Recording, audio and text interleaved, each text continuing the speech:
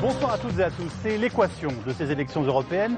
2 Français sur 5 ont voté et un quart d'entre eux ont mis dans l'urne un bulletin Front National. À l'arrivée, le parti de Marine Le Pen est la première formation politique française à Bruxelles avec un tiers de nos députés. François Hollande évoque ce soir un vote de défiance mais maintient le cap de sa politique. C'était sans compter sur une journée épouvantable à droite. Ce soir, le directeur de cabinet de Jean-François Copé reconnaît que les comptes de campagne de Nicolas Sarkozy ont été truqués. Bref, le scandale fait suite au séisme. Voici nos invités. Jean-Marie Le Guen, secrétaire d'État aux relations avec le Parlement. Patrick Devedjian, député UMP et président du Conseil général des Hauts-de-Seine. Vous avez dirigé l'UMP de 2007 à 2008. Gilbert Collard, député Rassemblement Bleu Marine du Gard. Emmanuel Cos, secrétaire national d'Europe Écologie Les Verts. Dominique Régnier, politologue et professeur à Sciences Po, directeur général de la Fondation pour l'innovation politique. Et enfin, Vanessa Schneider, journaliste politique au Monde. Comme chaque semaine, vous pouvez suivre cette émission sur notre second écran, le site france-tv-info.fr. Vous y trouverez des éléments complémentaires et pouvez commenter notre débat. Vous réagissez aussi sur notre page Facebook ou sur Twitter. Certains de vos commentaires ou questions seront donc diffusés à l'antenne. Avant de commenter le scrutin d'hier, je m'adresse bien sûr à vous, Patrick Devedjian. Vous avez présidé l'UMP, vous avez été ministre de Nicolas Sarkozy.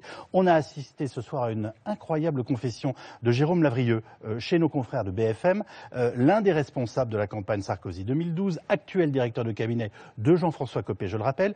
Il reconnaît que des fausses factures ont été établies à la demande de l'UMP pour la campagne présidentielle. Quelle est votre réaction ? Ces choses sont très graves. C'est un désastre pour nous, pour notre famille politique, naturellement. Et ça appelle évidemment des mesures très importantes. J'attends évidemment pour me prononcer sur les responsabilités des uns et des autres d'en savoir plus. Je crains d'ailleurs qu'il y ait encore d'autres révélations, puisque chaque jour est un feuilleton dans cette affaire. Mais je vois bien que nous nous acheminons vers une nécessaire refondation de notre famille politique. Jérôme Lavrieux affirme que Jean-François Copé et Nicolas Sarkozy n'étaient pas au courant. Est-ce que ça vous paraît crédible ? Pour ce qui concerne Nicolas Sarkozy, j'ai un petit témoignage, un modeste témoignage, puisque comme vous l'avez rappelé, j'ai dirigé l'UMP de 2007 à 2008. Je peux dire qu'il ne s'occupait absolument pas des affaires financières et des affaires intérieures. Ça ne l'intéressait absolument pas. Par la suite, je ne sais pas ce qu'il en est advenu. Il n'était pas en campagne, et là on parle en millions, et attendez, même en dizaines de millions. Je vous demande pardon. Oui. J'ai aussi fait la campagne de Nicolas Sarkozy en 2007. Et même pendant cette campagne de 2007, qui était une belle campagne, il était un petit peu comme le général de Gaulle, l'intendant suivra. C'était des problèmes qui ne l'intéressaient pas. Je ne sais pas ce qui s'est passé en 2012 et je ne dis rien, mais simplement pour la période que j'ai vécue, je peux dire qu'il ne s'occupait pas de cela. Alors par contre, je pense que quand on est le dirigeant de l'UMP, on ne peut que savoir les factures que l'UMP paye. Et quand j'étais dirigeant de l'UMP, je signais les factures avec un ordre de paiement et j'en avais la responsabilité. Oui, je l'assume même encore aujourd'hui. Vous venez de nous dire qu'il est tout à fait possible que Nicolas Sarkozy n'ait pas du tout suivi ses affaires, même si ça peut surprendre un certain nombre de ceux qui nous regardent ce soir. En revanche, vous pensez que Jean-François Copé ne peut pas avoir ignoré les comptes de son parti. Ça me surprend vraiment. Surtout lorsqu'il finançait la campagne du candidat UMP. Quand on dirige l'UMP, et il y a évidemment des dépenses considérables, c'est naturel, et les factures sont soumises naturellement au président ou au secrétaire général, bien entendu. Vanessa Schneider, l'affaire Copé est-elle devenue ce soir une affaire Sarkozy ? C'est en tout cas ce qu'essaye de faire Jean-François Copé, qui, après avoir changé X fois de défense depuis les premières révélations de l'affaire Big Malion, sort maintenant cette nouvelle version. On parle quand même de sommes colossales, de 26 millions d'euros sur 2 ans, 23 millions pour la seule période 2012 de l'après-campagne. Donc de sommes colossales, des dépassements de campagne qui s'ajouteraient à d'autres dépassements de campagne, puisque les militants UMP, vous vous rappelez, ont dû quand même rembourser déjà des dettes de dépassement de campagne. On avait baptisé le des sarcoton. sommes énormes. Et maintenant, Jean-François Copé, après avoir dit que tout cela était des balivernes et des mensonges, puis avoir dit qu'il n'était au courant de rien, dit maintenant, essaye de mouiller Nicolas Sarkozy là-dedans. Alors après, les responsabilités, elles seront établies par la justice. Évidemment, Nicolas Sarkozy dit qu'il n'était au courant de rien. Moi, je serais plus sévère que Patrick Devedjian qui dit ça en souriant, l'intendance suivra. C'est quand même assez grave pour un responsable de parti à l'époque, d'un candidat à la présidentielle, puis d'un président de la République, de ne absolument pas se soucier du financement de sa campagne. Mais des soupçons demeurent sur d'autres utilisations qui auraient été faites de ces fonds, puisqu'il s'agit quand même, la société Big Malion, de très très proches de Jean-François Copé, historiquement des proches de Jean-François Copé, qui étaient ses salariés à la mairie de Meaux. On va faire tourner la parole. Jean-Marie Le Guen, Jérôme Lavrieux affirment qu'une campagne présidentielle à 22 millions, c'est impossible. Il laisse entendre d'ailleurs que le Parti socialiste a pu lui aussi tricher. Que lui répondez-vous?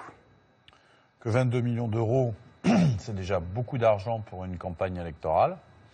Je pense que surtout lorsqu'on est présent sur les chaînes de télévision, etc., on ne paye rien. Donc le reste, c'est du spectacle. Ça peut en partie être nécessaire, des documents à imprimer, un peu d'animation, tout ça on peut le comprendre, mais 22 de l'affiche et des meetings quand même, puis on déplace du monde. Mais un meeting ça coûte cher, ça, je oui, mais je pense qu'il faut... D'ailleurs ça a été le choix du système démocratique français, qui a d'ailleurs été fait, si je ne me trompe, plutôt sous une législation Balladur, qui a été de maîtriser tout cela, en assurant d'ailleurs un financement, en partie un financement public. Moi, je suis pour cette thèse. Je suis pour des campagnes maîtrisées et un financement public, de façon à ce qu'il y ait vraiment des conditions de la démocratie. Tout le reste... nous n'aurons pas de surprise avec la campagne du candidat Hollande. Non, absolument. Et franchement, l'attaque de Monsieur Lavrieux sur ce sujet, alors que son témoignage était assez émouvant pour dire les choses, même si on pouvait émettre un certain nombre de doutes avec un peu de distance, là, j'ai trouvé qu'il faisait preuve de faiblesse dans sa crédibilité. Donc voilà, non, si Monsieur Lavrieux a des choses à dire, qu'il les dise publiquement. Mais se défausser en disant « Oh, bon, de toute façon, le montant est ridicule », et puis deuxièmement, les autres ont fait pareil, c'est à la fois à titre personnel, et je trouve une preuve de faiblesse et d'état d'esprit qui n'est pas, me semble-t-il, au regard des responsabilités qu'il prétend assumer. Eh bien, j'ai trouvé que là, vraiment, il n'assumait plus, quoi. Réaction aussi de Gilbert Collard et Emmanuel Cos. Emmanuel Cos. Écoutez, la première chose, moi, je suis chef de parti. Oui. Donc, je vais vous dire quelque chose, c'est que quand on est chef de parti, qu'on soit au courant ou pas, on est responsable de ce qui s'y passe. Et en plus, je pense que quand on est chef de parti, on regarde aussi les finances de son parti, parce qu'une de nos obligations et de nos fonctions, c'est aussi de faire que notre parti y tienne. Et donc, moi, je ne peux pas croire qu'on ne soit pas au courant à une échelle de responsabilité. Et objectivement, ce soir, Jean-François Copé, il est totalement disqualifié. Et je ne dis pas ça en disant il est responsable, il a su. En tout cas, il est chef de parti. Quand il se dit une chose aussi grave, parce que 22 millions, excusez-moi, c'est une grosse somme. Hein. Moi, mon parti, il a dépensé 800 000 euros pour la campagne des présidentielles. Le Front de gauche, on a dépensé 4 millions. Donc il faut aussi dire qu'il y a peu de partis qui peuvent dépenser 22 millions. En gros, il y en a 2. Et c'est lié au poids du financement public aujourd'hui. Ceux qui sont présents au second tour. Oui, et puis qui ont une trésorerie qui leur permet aussi de sortir de l'argent et qui ont surtout un financement public. Et moi, les règles qui sont fixées aujourd'hui me vont bien qu'elles soient encadrées. Ce sont des partis qui ont un nombre de parlementaires et de voix aux élections législatives qui leur assurent un financement public pendant 5 ans. C'est ça qui nous finance. Enfin, qui assure une partie du financement à côté des dons. Mais il faut dire les choses très franchement. Quand on est chef de parti, qu'on entend ce qui se passe dans son parti comme ça, on est responsable et on a de l'éthique. Et dans ce cas-là, on prend des actes. Et moi, je le dis parce que je suis moi-même chef de parti. Et si demain, j'apprenais une chose pareille, mais objectivement, vu notre budget, j'aurais un peu du mal à le faire chez les écologistes. Il faut aussi dire les choses très franchement. Et je pense que ce soir, Jean-François Copé, qu'on n'entend pas, devrait, à mon avis, tirer les conséquences de ce qu'on a entendu avec Jérôme Lavrieux. Gilbert Collard, 22 millions, c'est le plafond officiel pour une campagne. C'est le plafond officiel du remboursement. Hein. C'est pas assez? Non, le remboursement, c'est 11 millions. Voilà. Oui, le remboursement, c'est la dépense totale, oui. Voilà, c'est oui, le plafond. moi d'abord, je pense aux membres de l'UMP qui ont cotisé pour enflouer le parti, pour avoir une pensée émue quand même pour eux. Hein. Bon, parce qu'ils doivent se sentir quand même un peu trompés, pour ne pas employer notre terme. Mais moi, j'ai surtout un regard, n'en veuillez pas, d'avocat sur cette affaire. J'ai osé beaucoup de trucs dans ma vie d'avocat. J'ai pas toujours bien fait, du reste. Hein. Mais là, voir Maisonneuve porter le témoignage de ses clients, porter l'aveu de ses clients. Je rappelle qu'il est l'avocat de la société Big Malion. Voilà, bien. C'est quand même époustouflant parce que il devient le dernier témoin, en quelque sorte. Imaginons que ses clients se rétractent. Il n'y a plus que lui comme témoin. Et en même temps qu'il intervient à la télé, il y a des perquisitions. Donc il y a... Mais je ne fais pas d'analyse politique, là. Que voulez-vous dire? Je veux dire... Allons à l'idée finale. Il y a une scénographie, il y a une mise en scène. Qui m'étonne. Elle est assumée. Non, mais elle n'est pas assumée, non. Elle n'a jamais été assumée. Et qu'est-ce que ça cache, quoi? Je me pose la question au même moment. Quels sont vos soupçons, Gilbert Collard? Je comprends Écoutez, bien. Alors, pour être très franc, pour être très franc, je n'en ai pas. Je me dis simplement qu'il y a une manip, et je ne sais pas laquelle. Je cherche à comprendre. Je serais malhonnête si je vous disais c'est une manip d'un tel ou d'un tel. Je ne sais pas. Mais on ne me la fait pas, si vous voulez. J'ai trop vécu dans ce métier pour ne pas voir les ficelles, quoi. C'est incroyable qu'au même moment où Maisonneuve prend la parole, on perquisitionne. Enfin, quand même, bon, pour une perquisition, il faut que le juge signe le mandat, il faut qu'il appelle des policiers, il faut que les fonctionnaires soient disponibles, il faut qu'on sache où on va, qu'est-ce qu'on va faire. Bon, tout ça, la simultanéité n'est pas normale. Non, parce que du reste, après, les aveux larmoyants, hein, bon, on peut compatir aux larmes de M. Lavrieux, mais là aussi, je veux dire, ça entre en scène d'une façon parfaite, quoi. C'est du Molière. Hein. Je dois préciser que le trésorier de la campagne, M. Briand, dit ce soir que tout cela est absolument faux, inclut, bien entendu, j'imagine, la confession de M. Lavrieux. Patrick Devedjian, quand même... Ce qu'il faut ajouter, si vous permettez 30 secondes, et je crois que Patrick Devedjian ne me donnera pas tort, parce qu'il est juriste, c'est qu'on a, on a affaire à un dossier qui, sur le plan pénal, est explosif. On va avoir des infractions de tous les côtés. Vous n'imaginez pas la multiplication des infractions pénales qu'un dossier comme celui-là recèle. Si, on l'imagine. Vous, oui. Je l'imagine. Vous demandez, comme Pierre Lelouch, la démission de Jean-François Copé ce soir, Patrick Devedjian? Écoutez, je pense qu'au Le retrait, c'est le terme qu'a utilisé Pierre Lelouch. Au point où on en est, c'est-à-dire après qu'il y ait eu une perquisition qui a dû procéder à des saisies. Ordinateur, des saisies qui peuvent peut-être établir un certain nombre de faits qui expliquent la concomitance des déclarations du Conseil. Parce que, évidemment, les témoins de la perquisition en voient bien les effets.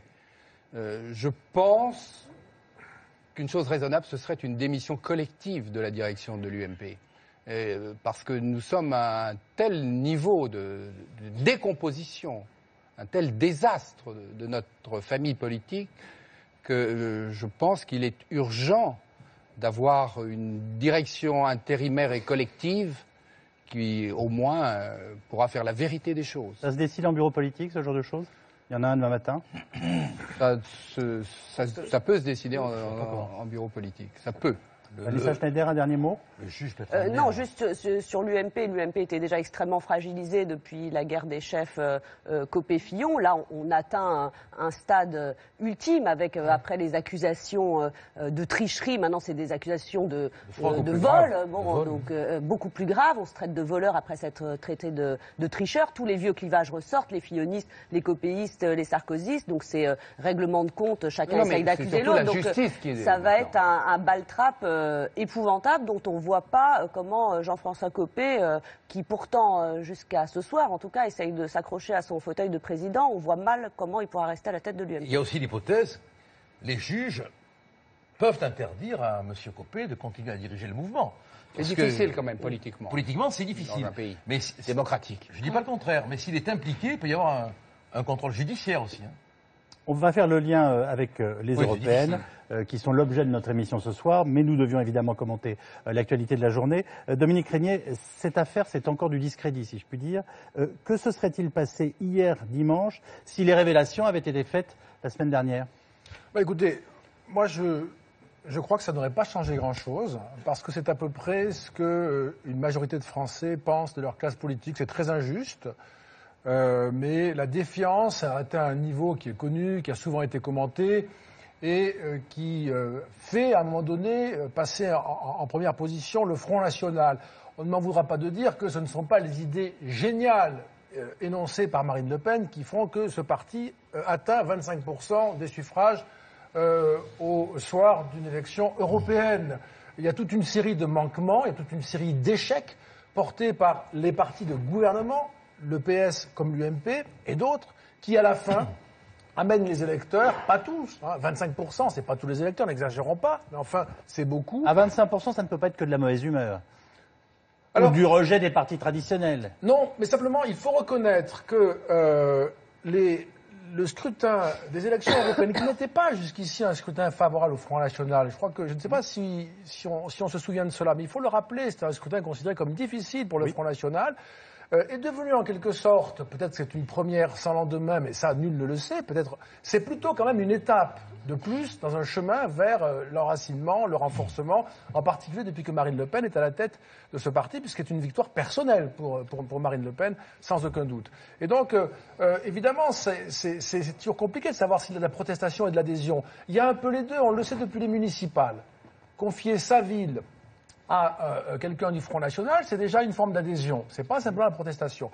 Mais les européennes, un peu comme le premier tour de la présidentielle, autorisent encore la thèse d'un vote fait pour protester. Puisqu'au fond, à tort ou à raison, plutôt à tort, je crois, les électeurs pensent que voter pour des eurodéputés frontistes, au fond, ça ne va pas leur coûter grand-chose, mais en revanche, le message sera peut-être très clair, et comme il n'avait pas été assez, il est davantage ce soir. On va revenir sur le scrutin européen et ce score historique du Front National. François Hollande a réagi, je vous le rappelle, ce soir à la télévision, une intervention enregistrée où il dit comprendre ce vote de défiance, réaffirme son cap politique et souhaite réorienter l'Europe. Alors justement, après une telle défaite, Jean-Marie Le Guen, François Hollande est-il en situation d'imposer quoi que ce soit à nos partenaires européens? La France, au-delà de ces élections, reste un pays qui compte en Europe, qui est nécessaire à tous les autres et qui est nécessaire à la construction européenne. Madame Merkel, d'ailleurs, ne s'y est pas trompée et a rappelé assez rapidement la nécessité qu'il y avait à travailler avec la France. Alors après, il y a d'une part rapidement des discussions entre le président français et la chancelière allemande sur l'orientation de l'Europe, la politique économique notamment. François Hollande a dit un certain nombre de choses ce soir.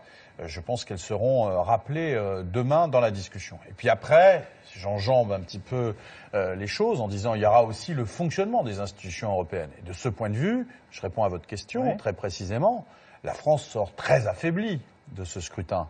Elle sort très affaiblie parce que son image, évidemment, est affaiblie. On a vu comment, dans toute la presse internationale, le score du Front National a été considéré comme étant quelque chose d'extraordinairement choquant, d'une part, et deuxièmement parce que les élus du Front National seront en fait des élus absents, non seulement parce qu'en général ils n'y vont pas, mais en plus parce qu'ils sont totalement isolés des autres formations politiques, ne comptent pas dans ce qui doit se faire au plan européen, et peut-être de temps en temps ils viendront pour protester, mais leur poids dans l'institution sur les grands sujets européens sera strictement nul. Donc, vous êtes comme le président de la République ce soir par une once d'autocritique. Vous m'expliquez que le problème sont les électeurs qui ont voté Front National, non, mais les 13,4%... Vous me demandez si ça a un effet sur la position française. Oui, je vous ai répondu... et vous me répondez ce qu'on peut entendre.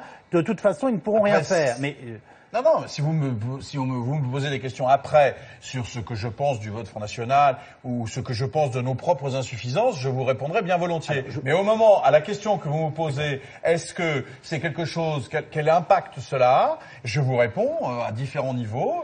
D'abord dans la détermination de François Hollande, ensuite sur le rôle du Front National au Parlement européen.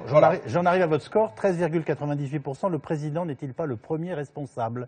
Et j'insiste, je n'ai pas entendu le moindre mot d'autocritique dans son intervention ce soir. Pour être très clair, moi j'ai pas entendu ça. J'ai mesuré effectivement la prise en compte de la défiance. Il l'a expliqué, la parole politique, la situation économique et sociale. Et moi je prends ma part. Nous prenons notre part collective de responsabilité, non seulement pour la faiblesse de notre propre score, mais aussi par le fait que nous n'avons pas été capables de combattre mieux que nous le devrions les idées du Front National, que nous n'avons pas été capables d'attirer les électeurs vers les urnes, car fondamentalement, c'est évidemment un échec que je prends pour le Parti socialiste, mais qui d'ailleurs, je le crois, touche plus largement. Nous ne sommes plus capables soit de modifier suffisamment l'Europe pour la rendre attirante, soit de convaincre les électeurs qu'il y a des enjeux sur la politique européenne. Et de ce point de vue, notre responsabilité est évidemment tout à fait engagée.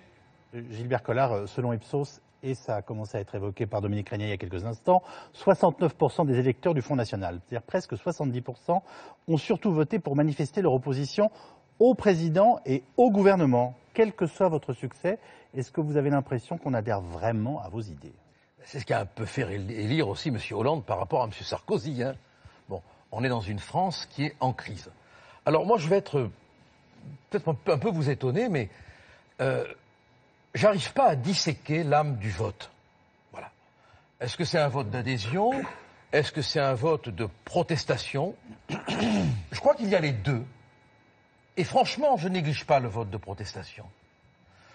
Si pour protester on vote pour un parti, c'est qu'on a le sentiment qu'il peut quelque part faire claquer l'étendard, voyez-vous.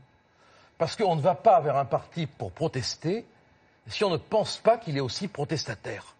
Donc, il y a un lien entre le vote d'adhésion et le vote protestataire. Et je pense que on ne se rend pas compte de ce qui se produit dans cette société. Il y a une fatigue sociale, une fatigue humaine qui est lourde, mais lourde. Et personne ne veut en tenir compte. Ce vote massif en faveur du Front National, le seul moyen que vous avez de l'expliquer, c'est après avoir énuméré, je m'en excuse, hein, le nombre de fois où vous avez été incapable, hein, bon, de critiquer les électeurs qui finalement sont venus voter pour nous. Bon. Nous, qu'est-ce qu'on fait? On ne joue pas le jeu. On ne joue pas votre jeu tout en étant, bien évidemment, complètement dans la démocratie. On veut que ça change. On ne croit pas à cette Europe. On ne croit pas à cette monnaie. On ne croit pas à cette austérité. On ne croit pas au traité budgétaire. On n'y croit pas.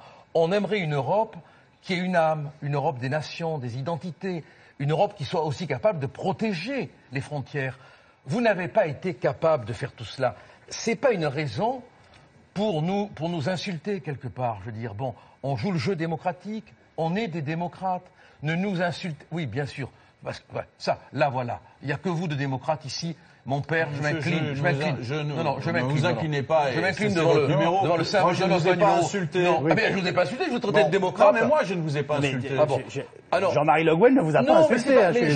J'ai même eu ici... Non, mais moi, contrairement à vous, je pense que vous représentez un courant politique. Apparemment, vous croyez, vous, n'être que des protestataires. Non, mais j'ai pas dit ça. Moi, je pense que vous représentez un courant politique. Soyez aimable. Je vous respecte. Soyez aimable. Ne me faites pas dire ce que je n'ai pas dit. Ah bon? J'ai dit que je prenais en compte le vote protestataire. Je n'ai pas dit que le vote était protestataire. Ah bon? J'ai dit qu'il y avait un vote d'adhésion et un vote protestataire et j'accorde, moi, de l'importance au vote protestataire. Parce que les gens ont besoin de trouver un lieu où protester. Vous n'êtes pas ce lieu. Vous n'êtes plus. Vous l'avez été. Vous le fûtes. Non, monsieur. J'essaie de construire une société, moi, où les gens sont plus heureux. Ah, mais ils sont et où notre pays a un avenir. Je ne suis pas dans la destruction. Mais vous ne faites rien contre le chômage. Les emplois industriels. Et vous n'allez rien faire à Bruxelles contre le chômage. Vous avez tout détruit. Écoutez, je ne veux pas être désagréable, mais vous allez prétendre que depuis que vous êtes au pouvoir, vous n'avez pas tout détruit.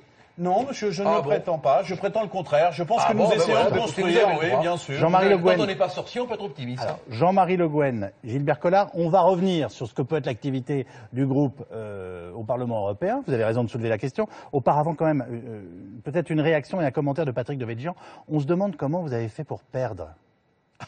Dans la situation et non, je ne mets même pas d'humour là-dedans. Dans la situation qui est celle du pays en ce moment, au moment où l'impopularité du président de la République est très forte et où le Parti socialiste vient d'enregistrer un score catastrophique. D'abord, je pense que la crise morale de l'UMP que vous avez expliqué, ils sont devant que vous. vous avez expliqué tout à l'heure à compter, naturellement, dans un score qui n'est quand même pas si ridicule que ça, je vous le fais remarquer, malgré tout. Et puis moi, je crois surtout que le fond du problème de la société française, c'est qu'elle est tétanisée par le système présidentiel. Et que tous ceux qui ont exercé la responsabilité présidentielle donnent lieu au vote protestataire. Notre système présidentiel est une espèce de monarchie plébiscitaire dont les Français, finalement, ne supportent pas les effets au bout d'un certain temps. Vous me dites 25% des votants ont voté Front National à cause des institutions de la Ve République. Je pense que les institutions de la Ve République, eh bien, je pense que les institutions de la Ve République méritent d'être regardées de très près. Parce que le président de la République en France, quelle que soit sa tendance politique, a tous les pouvoirs, absolument tous les pouvoirs. Et on attend de lui la perfection. Il faut qu'il soit un saint, il faut qu'il soit un héros et il faut qu'il soit un génie. Évidemment, ça n'arrive jamais. Et évidemment, après l'élection de tout président de la République, il vient un temps de la déception. Et je pense que tous les partis de gouvernement subissent cette réserve de la part du corps électoral. Ça explique l'échec de la droite à ces élections ? Ça explique une critique du corps électoral à l'égard des partis de gouvernement qui souffrent d'avoir tous les pouvoirs à un moment donné et de ne pas faire de miracle. Et votre difficulté à trouver une ligne entre Henri Guénaud, Laurent Wauquiez, l'ensemble des autres responsables du parti, et les divisions connues depuis 2 ans. Mais parce que là encore, le système présidentiel rend fou. Il tétanise la société française. Il génère des calculs de carrière, des écuries présidentielles qui font que l'intérêt général disparaît ou en tous les cas s'estompe devant les ambitions personnelles. Emmanuel Causse, la parole publique est une langue morte pour les électeurs. Ouais. C'est ce qu'a dit ce matin Manuel Valls à la radio. Vous avez aussi le sentiment de ne plus être audible ? Je crois surtout que ce que nous disent les électeurs, qu'ils aient voté ou pas, parce que il y a quand même un autre sujet, c'est aujourd'hui pourquoi dans cette société autant de personnes ne se déplacent pas pour voter. Et moi, je vais vous dire, ce qui me met le plus en colère, c'est pas le fait que des gens, à un moment, décident de voter pour des partis qui se présentent à leur suffrage, y compris le Front National. Ce qui me met en colère, c'est ce que disent les abstentionnistes, parce que j'ai regardé un peu la télé depuis ce matin, où en fait, il y a comme un désintérêt total de l'avenir du pays, de ce qui s'y passe, et une sorte d'individualisme forcené qui fait qu'on s'en fout de tout. Et je dis cela parce que quand même la question du lien social, y compris dans un pays qui est en crise, y compris à un moment où on se pose des questions sur son emploi, sur son avenir, ce que nos enfants vont devenir, sur leur futur, c'est quelque chose qui met en colère, y compris nous, personnalités qui font de la politique, les médias qui sont un vecteur important pour avoir un débat démocratique, parce qu'il y a quelque chose qui ne va pas dans notre société. Et c'est pas lié, et je dis ça, ce n'est pas lié que à l'expression au Front National, c'est aussi lié au fait que, et aux municipales, puis aux européennes, on se désintéresse autant de la question politique. Oui. En 2009, les Verts portés par Daniel Cohn-Bendit ont obtenu 16,28% des voix. 5 ans plus tard, il vous en reste moins de 9 et vous perdez 8 députés. Oui. Est-ce que vous payez la participation au gouvernement ou l'absence d'un vrai leader pour cette campagne ? On paye, à mon avis, surtout la difficulté à expliquer notre message. Je le dis parce qu'évidemment, moi, notre score me déçoit et en même temps, je pense que nous, les centristes, qui avons des positions européennes qui se rejoignent sur un nombre de sujets, où objectivement, nous sommes engagés pour la construction européenne, nous sommes engagés pour une Europe, mais pas l'Europe actuelle, très clairement, parce qu'on s'oppose à beaucoup de choses qu'elle a pu faire. Et c'est vrai qu'on a eu du mal à dire en quoi l'Europe pouvait protéger les citoyens, en quoi elle pouvait amener du plus, du mieux, et y compris Pourquoi Emmanuel Causse, c'est incroyable ce que vous me dites. Vous me dites finalement, on n'arrive pas à expliquer que l'Europe c'est bien. Non, on n'arrive pas à expliquer. Si, c'est vous venez de me dire. Ce que je viens de dire, c'est en quoi l'Europe est une réponse à la crise. Parce que l'Europe actuelle, et y compris un grand nombre des politiques qu'elle a voulu mettre en œuvre, notamment sur les questions économiques, nous ne les avons pas soutenues. Sauf qu'en 2009, nous avions réussi à montrer, au lendemain de la crise de 2008, comment l'Europe pouvait, sur la question de l'emploi et sur la question de l'investissement dans des pans industriels importants, comment elle pouvait être un plus pour notre pays. On n'a pas réussi à le faire cette année. On n'a pas réussi à le faire aussi parce que tout le monde a démissionné sur le débat européen. Et en premier lieu, François Hollande. Et en premier lieu, François Hollande. Mais oui, excuse-moi, mais il fait une campagne en 2012 pour dire quand je serai élu, je dois aller voir Angela Merkel, je vais renégocier sur la question de l'investissement et tout ça. Il se fait élire en mai, en juin, c'est fini. Et ensuite, qu'est-ce qu'on a comme attitude de la France au niveau européen? On a d'un côté des parlementaires qui essaient d'avancer sur la question de la régulation de la finance, de développer la taxe sur les transactions financières pour avoir des revenus importants pour l'Europe. Et on a un ministre de l'économie, Pierre Moscovici, qui passe son temps à défendre les lobbies bancaires à Bruxelles. Je pense que c'est un peu non, je caricature pas. Et je caricature pas. Et le sujet, il est là. C'est la question de savoir si on prend l'Europe au sérieux. C'est la faute de Moscovici si vous n'avez pas fait le score. Je ne parle pas de mon score. Moi, mon score, il est de notre responsabilité en premier lieu. Et si nous n'avons pas réussi à incarner ce qu'on a fait en 2009, c'est de notre responsabilité. Mais ce que je veux dire aussi, c'est que ce soir, il n'y a pas de gagnant à cette élection. Il y en a un, c'est le Front National. Tous les autres partis ont perdu cette élection. Et à un moment, quand même, où l'élection européenne, en général, permet notamment aux grands partis majoritaires de s'exprimer. Merci de me ramener à l'axe de cette première partie d'émission. Je me tourne à nouveau vers Dominique Régnier. Marine Le Pen fait la une depuis ce matin de toute la presse internationale et européenne qui présente le Front National comme le premier parti de France. Alors, je vous pose la question, là aussi très simplement, est-ce que le Front National est devenu effectivement le premier parti de France? D'abord, si vous me permettez, juste un mot là-dessus sur la presse internationale et la France et le Front National. On sait que en Grande-Bretagne, le UKIP est arrivé en tête. Pourquoi c'est la France qui fait la une? Parce que la France est le seul pays de la zone euro avec ce résultat-là. C'est ça qui fait la différence. Et ça fait peser, évidemment, une forme de question sur l'avenir politique de l'euro. La stabilité de la monnaie elle-même? Je dirais la question de l'adhésion politique. Au fond, il y a eu une crise monétaire et la question, l'hypothèse naissante, que moi je dois dire, je présente depuis un moment, parce que c'est quand même ça qui se passe aujourd'hui, serait que le régime économique qui sous-tend l'euro serait victime d'un refus, au fond, de la part des Européens, dans la mesure où c'est un régime de longue durée. Donc il y a cette question-là. Ensuite, est-ce que le Front National est le premier parti de France? Alors il faut d'abord dire une première chose, qui est que dimanche, le Front National a remporté une victoire électorale éclatante. C'est la première fois dans son histoire. C'est un succès personnel de Marine Le Pen, je l'ai dit. C'est le succès de sa stratégie.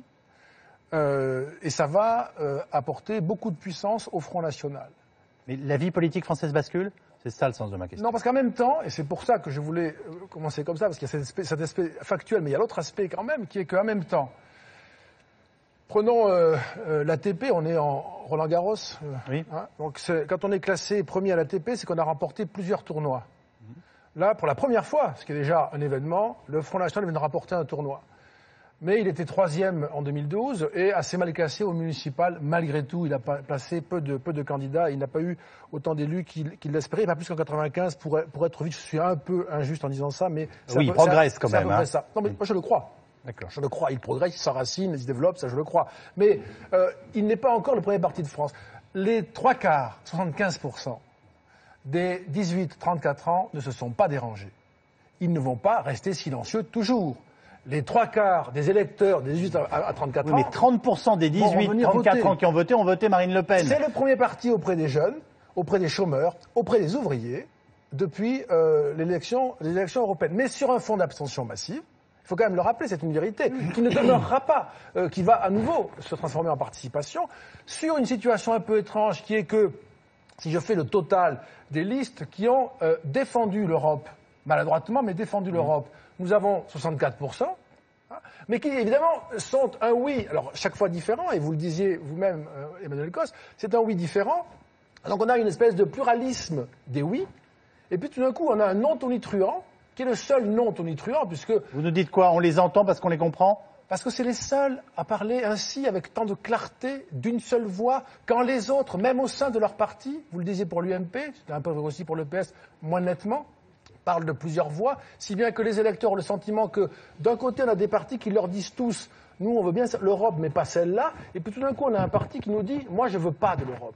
Donc il y a une espèce de situation qui les suravantage, qui est relativement artificielle, et qui ne sera pas une situation classique que l'on retrouvera dans des élections nationales.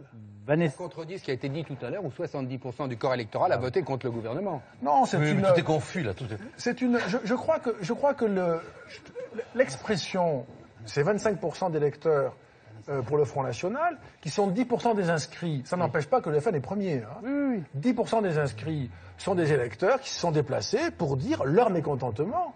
Et bien sûr, à l'égard aussi de la politique du gouvernement, comment ne pas le voir. Et j'ajoute, et je termine là-dessus, Yves Calvi, que le Parti socialiste français est le plus sanctionné de tous les partis au pouvoir des pays comparables. Matteo Renzi fait 40%. Angela Merkel fait 36%. Même en Grande-Bretagne, où l'UKIP est premier, le Parti conservateur et le Labour font mieux. Donc il y a une sanction spécifiquement française qui pèse sur le Parti socialiste et qui est propre, je dirais, par sa violence au Parti socialiste. Vanessa Schneider, vous vouliez réagir et par ailleurs, je voudrais savoir si vous pensez qu'on peut comparer le résultat du 25 mai 2014 avec celui du 21 avril 2002. Dans le séisme que ça provoque, oui, après la configuration n'est pas du tout la même. Là, ce qui est frappant, c'est que on se retrouve dans une situation où on a un président extrêmement affaibli. Il était déjà avant, 18% dans les sondages, une situation inédite, là renforcée par un score du PS historiquement bas, le plus mauvais score depuis 79. C'est des scores qui nous ramènent à la fin de l'ère Mitterrand, où le PS était quand même dans une situation épouvantable. Et avec en plus un contexte autour d'affaiblissement global de la gauche, puisque vous l'avez rappelé, le score des écologistes divisé par 2, et Jean-Luc Mélenchon qui ne parvient absolument pas à s'imposer et à capter la colère contre le gouvernement et contre le Parti socialiste. Des voix. En cumulé 30% des voix, mais si on s'en tient strictement à la majorité, là on est à 25%, ce qui est une situation épouvantable pour le président de la République, le chef du gouvernement, le Parti socialiste. Et on est dans une situation doublement compliquée qu'en effet, face à ce pouvoir en place, l'autre parti, le principal parti d'opposition, l'UMP, fait un très mauvais score. Patrick Devéjean, vous le nuanciez un petit peu, mais 20%, ça reste un très mauvais score pour plusieurs raisons, parce qu'il y a évidemment, il est deuxième. Il y a évidemment l'incapacité. Non, ce n'est pas suffisant. Ça ne durera pas, vous inquiétez pas. Laissez Vanessa terminer. Il y a clairement un problème, un problème pour le coup de chef, de direction du parti, un parti extrêmement fragilisé par ses guerres internes, maintenant par les affaires, avec aussi des erreurs dans des choix de tête de liste manifestes, puisque des têtes de liste qui ont été contestées, et puis un problème de ligne que vous évoquiez, qui va avec le problème d'autorité, parce qu'il y a des partis où on a des problèmes de ligne, mais personne n'ose en parler. Mais là, il s'est trouvé qu'un certain nombre de gens se sont sentis autorisés à dire qu'ils n'allaient pas voter pour les listes UMP, et des personnalités importantes du parti comme c'est le cas d'Henri Guénon notamment. Oui, il y en a une en particulier. Oui, mais qui est quand même assez importante, en tout cas écoutée, entendue dans le parti et dans l'espace médiatique. Donc tout ça, évidemment, a causé du tort. Et je pense que Jean-François Copé a cru un peu facilement, a mal interprété la victoire des municipales de l'UMP.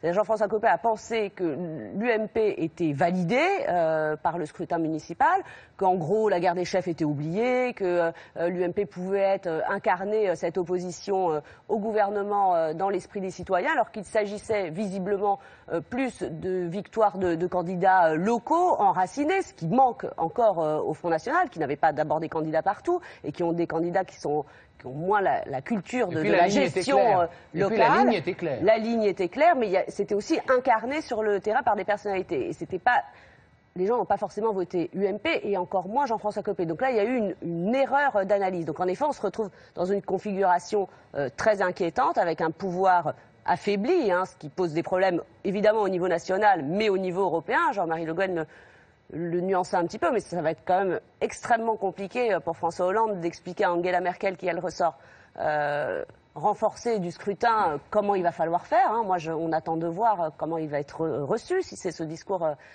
qu'il veut tenir. Ça va être très compliqué, et sur la scène européenne et au niveau national, et en même temps avec une absence d'alternative au niveau national. Jean-Marie Le Guen, on l'a dit plusieurs fois depuis le début de l'émission, sans doute, le Parti socialiste est-il un parti de gouvernement les plus sanctionnés dans le cadre de ces élections. Emmanuel Valls a notamment ce matin répondu à cette gifle électorale en annonçant une nouvelle promesse de baisse d'impôts. Est-ce que ça vous semble à la hauteur de l'événement ? les Français, et vous avez raison de poser la question à ce niveau-là, on parle maintenant depuis une demi-heure du Front National. Je veux simplement dire c'est normal que ça nous marque. Hein. Oui, mais je comprends. On va peut-être en parler encore un petit peu. Oui, mais je voudrais simplement dire quelque chose qu'on n'a pas dit jusqu'à présent. Volontiers. Il fait 2 millions de voix de moins qu'aux élections présidentielles de 2012. Bien. Et donc, dans ces élections qui ont été marquées d'abord par l'abstention, et d'abord par l'abstention à gauche, pour dire les choses, et du Parti socialiste très précisément, donc je prends ma part de ce constat, c'est que le Front National a été capable de mobiliser plus, on va dire, son électorat. D'abord, sans doute, parce que la thématique simpliste sur la question européenne et identitaire pour le Front National, qui est la question européenne, justifiait la mobilisation de ceux qui, dans son électorat, sont le plus adhérents. Et la nuance que j'ai vis-à-vis de Dominique Régnier, je pense que cet électorat est de plus en plus adhérent aux thèses du Front National et que ce n'est pas simplement un parti protestataire, mais un parti qui a une orientation politique que je combats, que je trouve tout à fait dangereuse pour notre pays, mais qui existe et qui s'exprime. S'agissant donc de la situation que nous avons à faire, nous n'allons pas donner demain ce que moi je pense que les Français ne sont pas venus voter, notamment les électeurs de gauche, parce qu'ils ne voient pas de résultats concrets dans la politique et que, vraisemblablement aussi, le sens de l'effort qui est demandé n'est pas suffisamment indiqué. Et donc je pense que nous ne reconstruirons pas ce pays en 2 mois, en 6 mois, cela mettra du temps. Parce que notre pays est dans une situation extrêmement grave, à la fois en termes de déficit public, de commerce extérieur et d'affaissement de sa politique industrielle, et qu'il n'y a pas de tour de passe-passe qui permet, par je ne sais trop quelle baguette magique, de distribuer du pouvoir d'achat, des emplois en centaines de milliers du jour au lendemain. Donc il y a un effort à faire auquel nous voulons procéder en le faisant dans la justice. Mais ce que nous avons à faire, et nous prenons aussi notre part de critique, c'est vrai que pour des raisons que je pourrais analyser si on avait plus de temps, nous avons eu un certain nombre de Français qui ont été injustement frappés par une progression fiscale. D'autres l'ont été plus, et c'était plus juste parce qu'il y avait des efforts de solidarité à faire.